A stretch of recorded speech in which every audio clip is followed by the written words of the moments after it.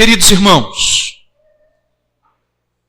tivemos a rica oportunidade de, no nosso último sermão, estar pregando a respeito da cura do paralítico em Cafarnaum. E ali, no Evangelho segundo Lucas, houve o primeiro confronto, ou por assim dizer, o primeiro embate entre os fariseus e Cristo. Cristo foi questionado por aqueles fariseus, ao menos em seus corações, como diz a palavra, que somente Deus poderia perdoar pecados. E Deus então, Cristo Jesus, faz com que aquele paralítico se levante, ande, para mostrar que assim como ele era Deus, para operar aquele milagre na vida do paralítico, ele tinha autoridade como Deus para perdoar pecados. Posteriormente, o livro de Lucas vai nos mostrar quando Levi, o publicano, e nós precisamos nos lembrar que o publicano era alguém que era considerado pelos judeus como um traidor, alguém que trabalhava para os romanos, alguém que negou as suas origens como judeu e agora está trabalhando, ganhando com usura sobre o seu povo, ao ponto de, para os judeus, um publicano ser sinônimo de pecador. E Jesus chama esse publicano, Levi, Mateus, para ser o seu discípulo e come em sua casa. É quando temos um segundo embate, quando os fariseus questionam Jesus e os seus discípulos, conversando com o povo e dizendo, quem é esse que come com pecadores? É quando nós vemos que Jesus respondeu, no versículo 31, os sãs não precisam de médico, e sim os doentes. Não vim para chamar os justos, mas sim pecadores ao arrependimento. É quando chegamos agora, irmãos, há alguns estudiosos que divergem sobre a cronologia. Tem certos estudiosos que entendem que a vocação de Levi se deu antes do Sermão do Monte, e isso aqui do jejum vai se dar depois do Sermão do Monte. Eu não quero entrar nesse mérito, mas de fato parece-nos que é o terceiro embate, de maneira muito clara, que Lucas vai tratar. Se foi cronologicamente depois da vocação de Levi, nós não sabemos. Mas, ao que tudo indica, sim. Eles estavam comendo. Em contrapartida, havia um grupo que, ao ver os discípulos comendo e bebendo, foram então questionar o Senhor Jesus acerca do jejum. Hoje, então, dentro desse contexto que nós acabamos de compreender um pouco mais, nós estaremos trabalhando esse tema, a singularidade do Evangelho. E talvez você pergunte, pastor, mas o texto fala a respeito do jejum. Não preciso lembrar os irmãos que essas letras em negritos não são inspiradas. Foram colocadas, pelos estudiosos aí posteriormente. Mas o ponto central dessa passagem não é a questão do jejum, mas sim a singularidade do Evangelho. Que onde Cristo está presente, que onde o Evangelho, que é Cristo, se faz presente, não há lugar para uma religiosidade vazia. Não há lugar para uma falsa religiosidade, porque somente o verdadeiro Evangelho é que pode proporcionar uma nova vida, um novo nascimento àqueles que dele desfrutam. Por isso, a respeito desse tema, a singularidade do Evangelho, nós vamos ver alguns quadros. Nós vamos ver que o texto que nós lemos é dividido em alguns quadros. Primeiro, as pessoas vão questionar Jesus. Depois, Jesus vai responder esses questionadores.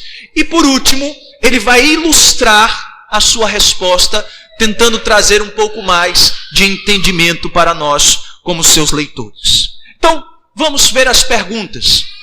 A pergunta feita não é por parte desses discípulos. Leiamos o versículo 33 que diz: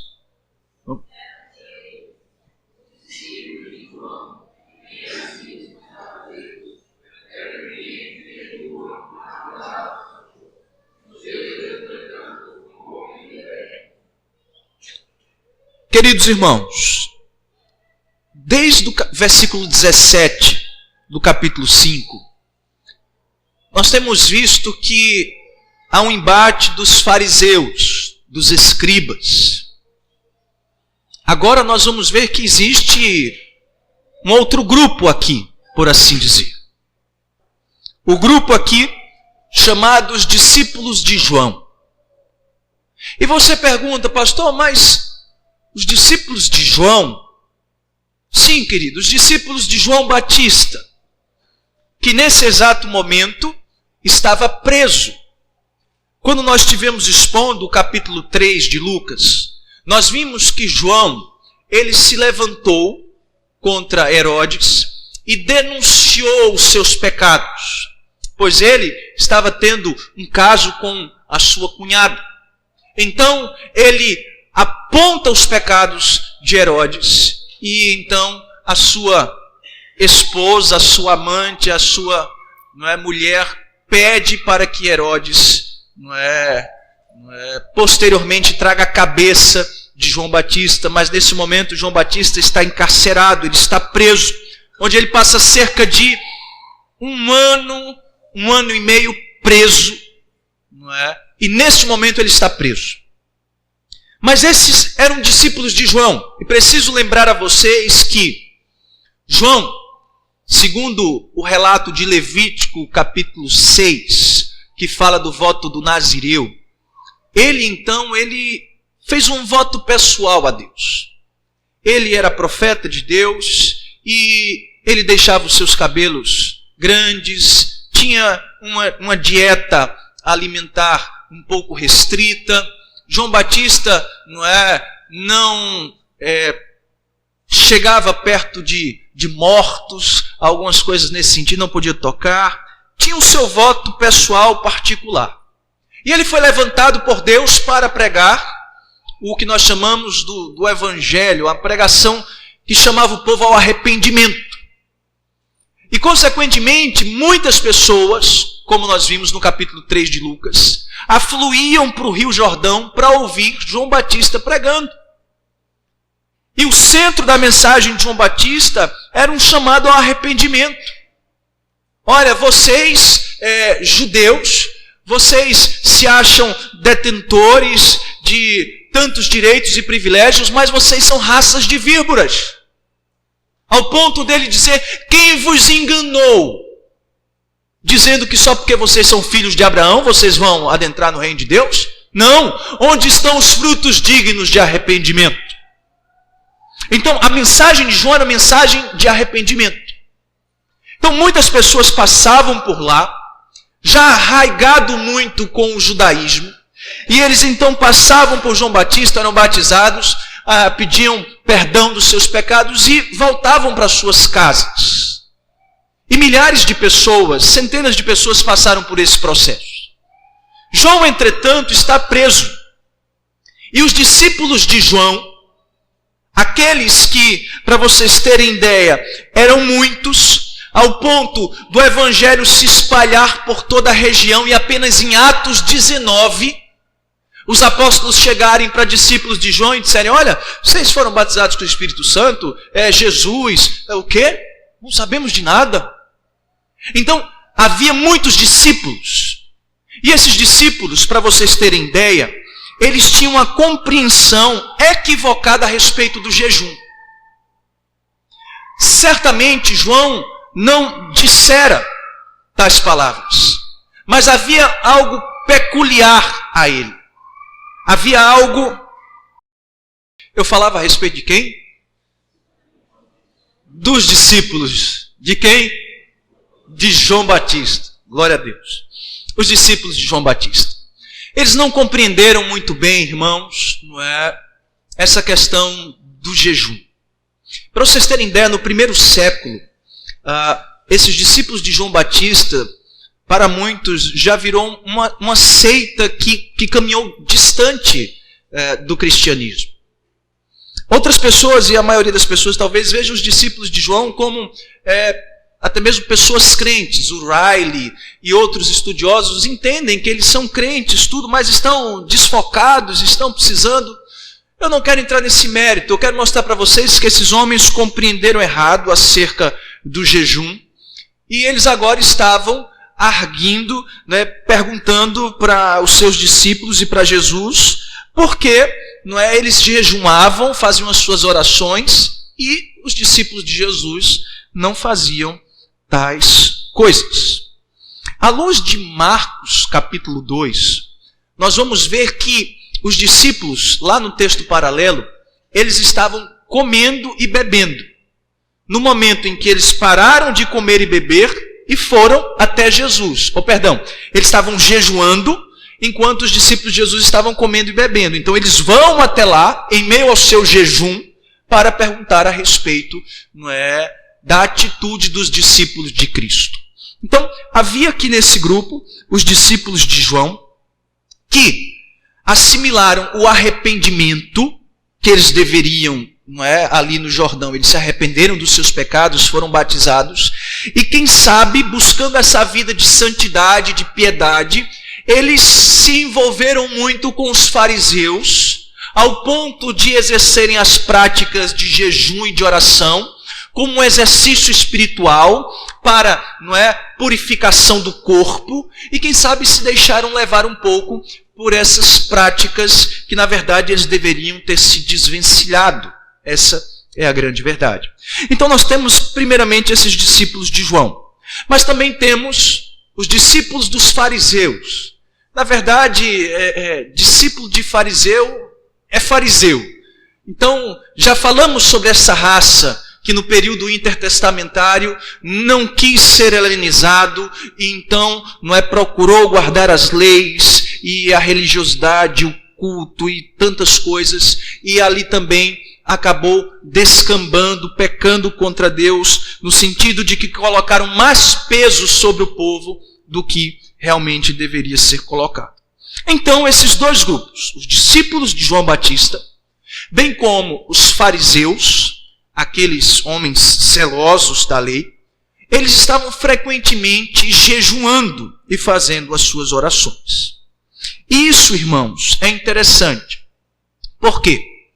Porque esses fariseus, eles tinham 3 grandes expressões religiosas que eles consideravam assim, o ápice da sua religiosidade, que eles precisavam externar isso. Era a oração, era as esmolas e eram os jejuns. Mas para vocês compreenderem a maneira como esses homens praticavam tais coisas de maneira errada, eu convido vocês a abrirem Mateus capítulo 6.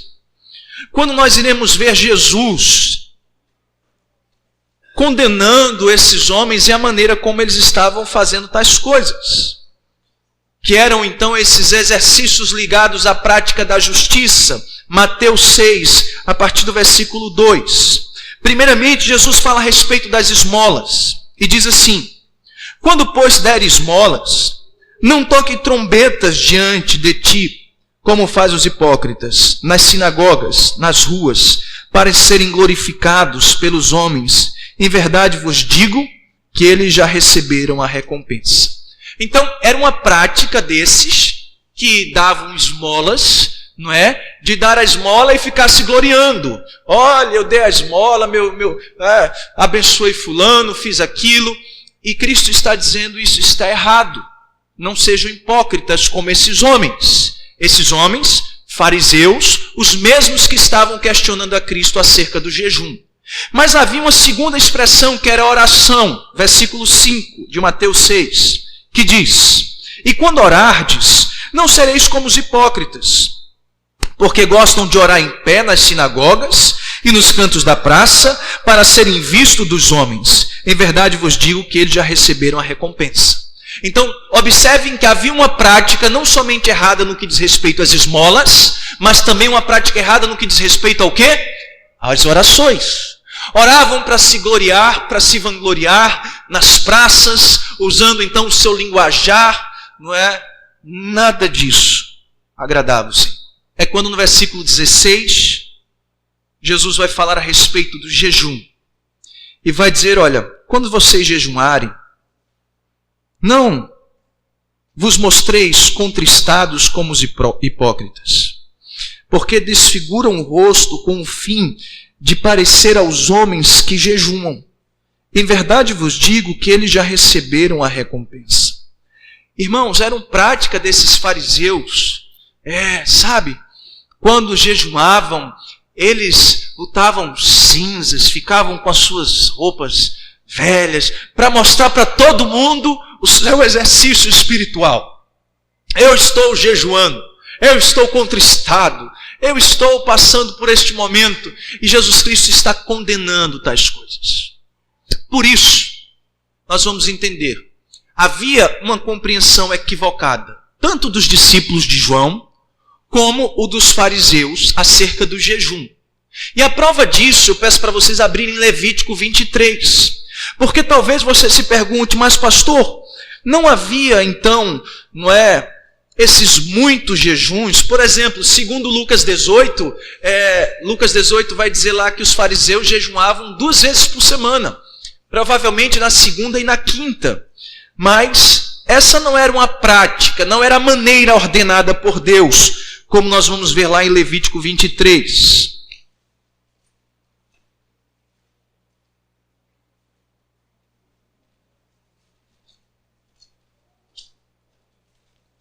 Nós vamos ver, irmãos, que Deus, Ele ordenou a prática desse jejum. E o jejum, ele estava entrelaçado ao dia do Senhor, e o jejum estava entrelaçado a um comportamento, ou melhor, a uma atitude de aflição. Ou nós vamos ouvir muitas expressões aqui sobre a aflição da alma. Era um momento onde você externava a sua tristeza, onde você fazia uma disciplina do corpo para, purificar, quem sabe, os seus pecados. Então, o jejuar estava ligado, à expiação, por assim dizer. Estava ligado a um exercício espiritual no Novo Testamento, mas no Antigo Testamento, o dia de tais práticas era o dia da expiação. E nós vamos ler a partir do versículo 26. Diz assim, vamos ler de maneira alternada, do 26 ao 32. Levítico 23, do 26 ao 32. Disse mais o Senhor a Moisés: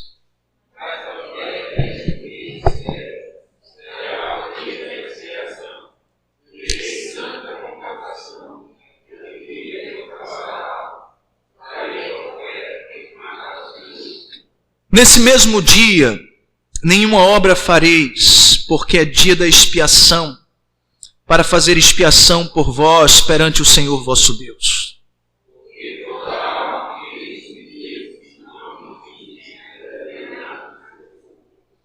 Quem nesse dia fizer alguma obra, a esse eu destruirei do meio do seu povo.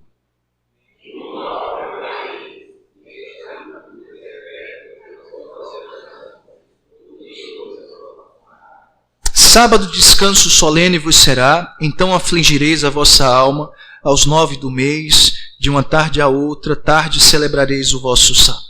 O que é que eu quero mostrar para vocês aqui? Essa aflição da alma está entrelaçado ao jejum. Então, o jejum era uma prática onde você afligia a sua alma através da abstenção de alimentos, com o desejo então de que o seu corpo fosse purificado. E essa é a maneira ordenada que Deus concedeu. Nós vamos ver então que o jejum não era algo para fazer 2 vezes por semana, não era algo para fazer da maneira como os fariseus faziam. Não era algo também para ser vivido como os discípulos de João compreendiam.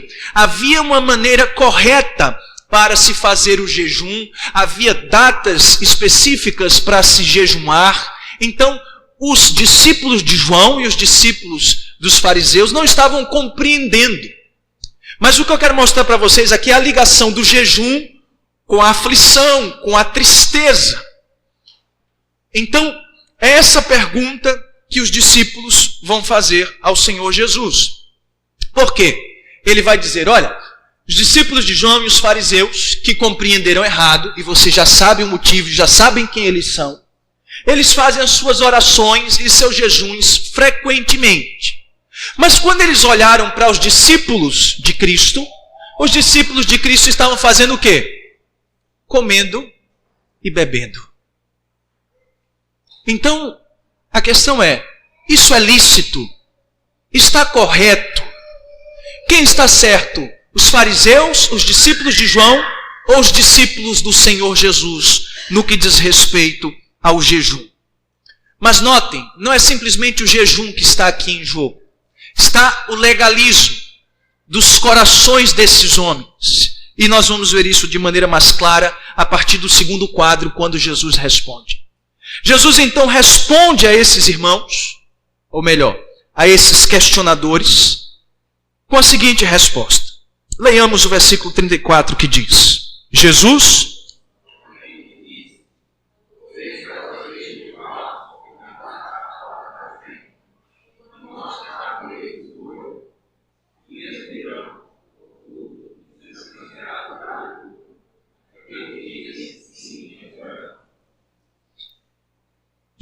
ele responde àqueles homens falando a respeito de casamento. Como assim, pastor? Falando a respeito de noivo, a respeito de casamento, e que o noivo vai ser tirado, e que aí pode jejuar, mas que quando o noivo está no jejum, o que ele quer ensinar com isso? Nós vamos entender, irmãos, à luz das Escrituras, que a prática do casamento, o casamento na cultura judaica, era algo que era realizado, em sua grande maioria, em 7 dias. Mas as festividades podiam ir de 5 até mesmo 15 dias ou algumas semanas. Não é? Então, eu não sei quem está disposto a dar um casamento desse, né? Você, pai, que vai casar ainda a sua filha, uma festa de 15 dias, não é? Quem sabe? Era uma prática comum. E o interessante é que nessa prática, durante esse casamento, os convidados do noivo, eles não podiam jejuar. Para vocês terem ideia, existe um documento no meio dos israelitas, o Mehilat Ta'anit. Ele é o pergaminho dos jejuns. E nesse pergaminho dos jejuns, com as instruções a respeito dos jejuns, diz lá que em dias de festividade, em dias de alegria, não se pode jejuar. Por quê? Porque a alegria parece estar em contraste com a tristeza que o jejum traz consigo, que representa. Então, enquanto aqueles homens, discípulos de João e discípulos dos fariseus, estavam contristados com o seu jejum, tristes, refletindo a respeito do seu arrependimento, abstendo-se, Jesus vai trazer essa ilustração do noivo, mostrando que ele é o noivo e que ele está presente no seu casamento e que a igreja é o seu convidado e que a igreja, os discípulos que são seus convidados, enquanto ele está presente, não há motivo para jejuar. Tem pessoas que ficam pensando, às vezes, vão para o casamento. E, meus irmãos, a pessoa não pensa na mensagem que ouviu, não pensa, que mais? Não pensa em nada. E nem comenta em nada depois. Mas a tal da comida É algo que parece que a pessoa vai para o casamento pensando na comida e volta do casamento pedindo perdão a Deus do tanto que comeu. O casamento é um lugar de festividade, de alegria. E Jesus então está dizendo, olha, vocês podem jejuar, podem os convidados jejuar num casamento enquanto o noivo está com ele? Ou seja, discípulos meus, enquanto o noivo está com eles não precisam jejuar. Eles podem com alegria celebrar e comer e beber em minha presença. Porque o noivo se faz presente. Contudo, diz o texto bíblico, dias virão em que o noivo lhe será tirado. E a palavra grega apairô é a ideia de ser arrebatado com violência. Vai haver um momento que esse noivo vai ser arrebatado com violência do meio dos seus discípulos.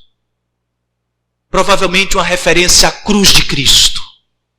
Quando ali, Cristo vai ser arrancado. Da onde? Do meio dos seus discípulos. Então, ali eles jejuarão e ficarão tristes. Por quê? Porque o noivo deles foi arrancado da presença deles. Então, irmãos, o que o Senhor Jesus está dizendo para aqueles discípulos de João e discípulos dos fariseus é o seguinte: enquanto eu estiver aqui como Senhor, Rei, Salvador, porque o reino de Deus é chegado,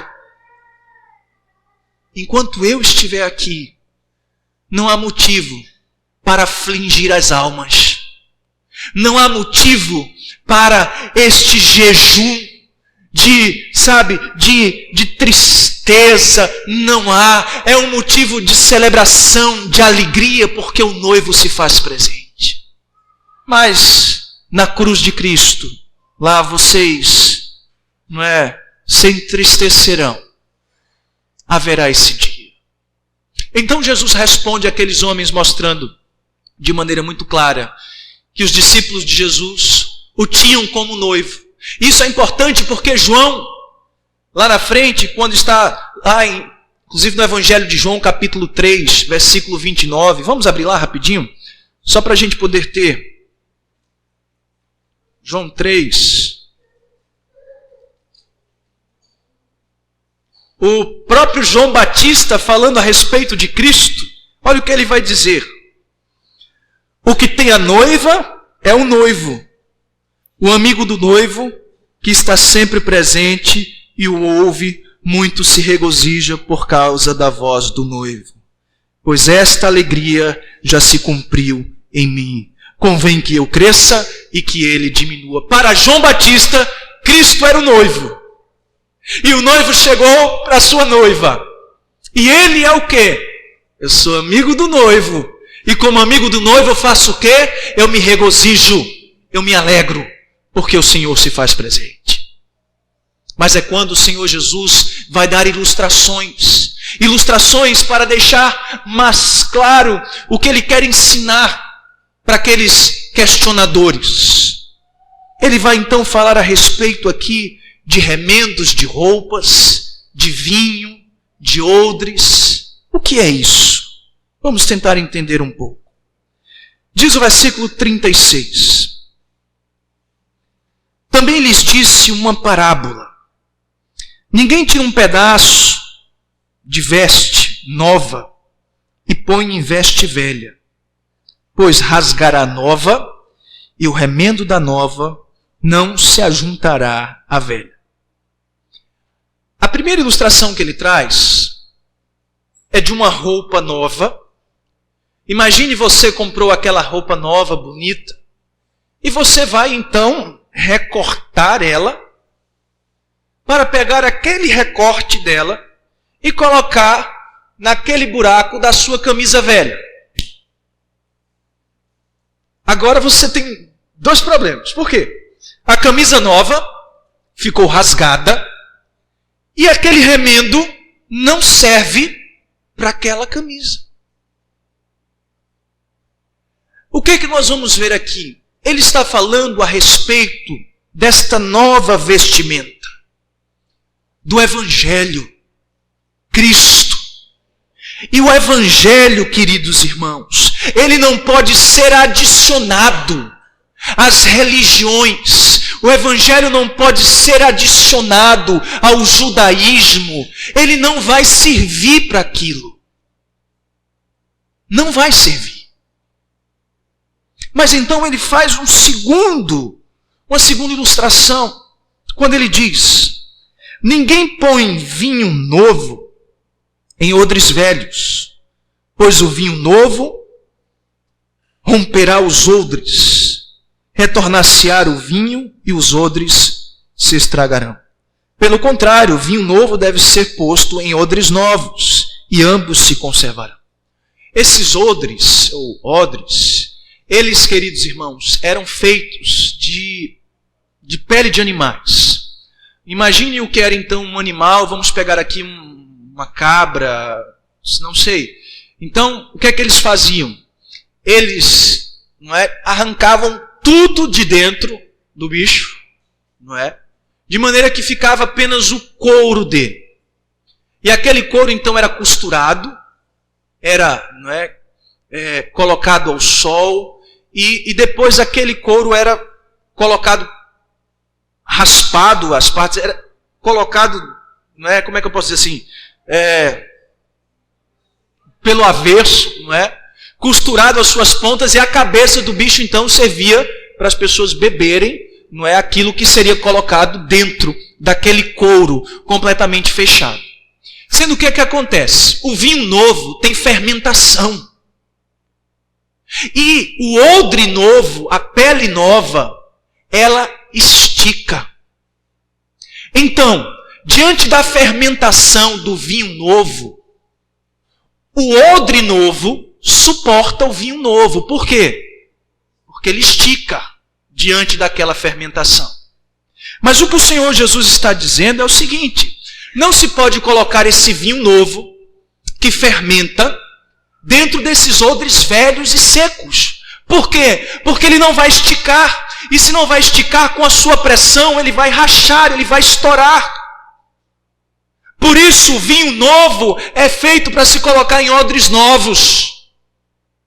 O que o Senhor Jesus está nos mostrando, irmãos, é que esse vinho novo é Cristo, que esse vinho novo é o Evangelho, e ele não deve ser adicionado à sua falsa religião, ele não deve ser adicionado àquele judaísmo. O Senhor Jesus não está dizendo: olha, esqueça o Velho Testamento, não é isso. Mas todo aquele sistema de leis cerimoniais, que os homens estavam em busca daquilo para suas remissões dos seus pecados, não suporta.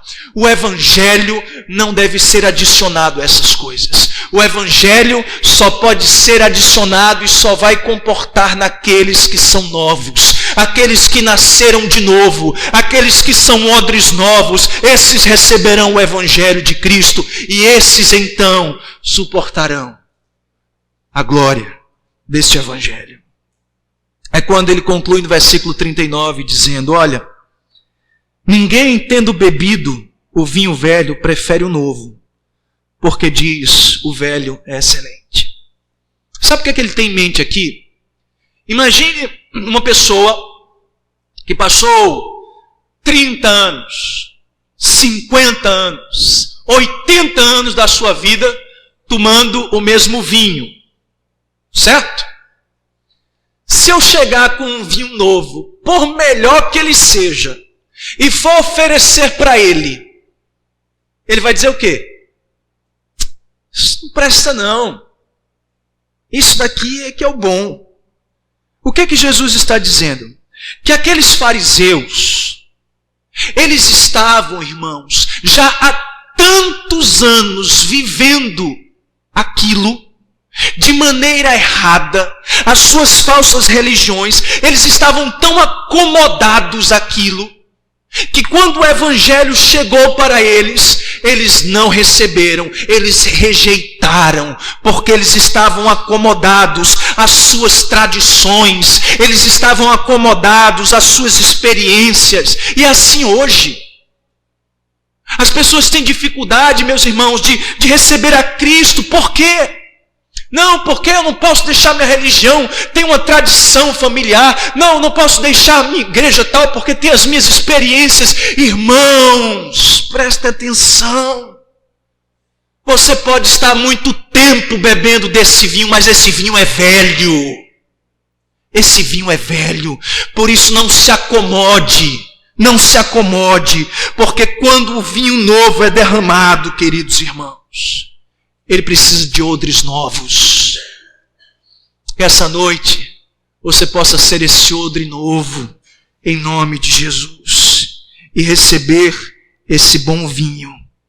Não para adicionar algo à sua religião, mas para substituir. É isso que o Senhor Jesus estava ensinando. Eu não vim para adicionar, eu vim, para substituir. Na verdade, ele não está desconsiderando o Velho Testamento, mas nos que diz a respeito às práticas das leis cerimoniais, civis, as leis religiosas, não nos cabe mais. O Evangelho chegou. O Velho Testamento é a palavra de Deus, sim. O Novo Testamento é a palavra de Deus, sim. E ambos falam da graça, do amor de Deus. E o contraste aqui, queridos, é entre aquele legalismo daqueles homens que buscavam a salvação pelas obras, um arrependimento motivado erroneamente por seus corações, aquilo que o Evangelho realmente pode dar e realmente pode oferecer. Eu queria concluir esta mensagem esta noite. O tema que nós vimos esta noite é esse: a singularidade do Evangelho. Quando eu falei para os irmãos que o ponto central desta passagem não era o jejum. O jejum havia sido compreendido erroneamente, estava sendo vivenciado erroneamente. E Cristo vai dizer, olha, quando eu estou presente no meio de vocês, vocês não precisam afligir as vossas almas com os jejuns. Eu sou a veste nova. Eu sou o vinho novo. E quando eu cheguei para dar vinho novo para vocês, vocês disseram, esse vinho novo não presta, porque o vinho velho é excelente. Meus irmãos, somente Cristo pode lhe proporcionar uma nova vida. Somente através de Cristo é que você poderá desfrutar de uma nova vida. Somente, queridos irmãos, através das obras de Cristo é que um pecador pode adentrar no reino dos céus. O Senhor, esta noite, Ele nos chama a deixarmos de lado aquela roupa velha, a deixarmos de lado aqueles odres velhos, para desfrutar da verdadeira presença de Cristo em nossos corações. Toda falsa religião, todo aquele judaísmo, todo legalismo, toda hipocrisia, falsidade, esse conforto das falsas religiões que pode até suprir algumas necessidades em você, nunca poderá suprir as necessidades da sua alma. Mas, querido irmão, eu estava me lembrando quando no caminho de Emaús, o Senhor Jesus, após ressuscitar, encontrou-se com dois homens que estavam tristes, estavam contritos, estavam sem comer, a caminho de outra cidade. E Jesus Cristo diz, por que vocês estão assim, tristes? Por que vocês estão assim? E eles dizem, olha, é você o único que não sabe o que aconteceu? Jesus, o Nazareno, nosso Senhor, Ele foi crucificado, foi morto. E ali chegou o tempo para prantear. Ali chegou o tempo para rolar as lágrimas. Mas, ao final do caminho, aqueles homens sentaram com Jesus eles ceiaram juntos, e enquanto Jesus Cristo comia com eles, os olhos daqueles homens foram revelados. E eles então reconheceram que ceiavam com o Mestre, com Cristo Jesus, que Cristo estava vivo. Que esta noite não haja no seu lugar para tristeza, não haja lugar no seu coração, queridos irmãos, para essa aflição da alma. Sabe por quê? Porque Cristo morreu, é verdade, mas Ele ressuscitou, e Ele tem poder hoje para tirar as escamas dos seus olhos, e você celebrar com o Rei que vive para todo sempre. Por isso, queridos irmãos, esta noite, lembremos, o nosso Senhor está vivo. Ele reina. Com alegria, desfrutemos da sua presença, na expectativa de que Ele vai voltar. E quando Ele voltar, Ele vai pegar a sua noiva adornada em seus braços e levará para a glória para sempre. Louvado seja Deus, porque somente o Evangelho, somente Cristo é quem proporciona isso. Cristo nos é suficiente. Não precisamos de mais nada, somente Cristo. Oremos, irmãos.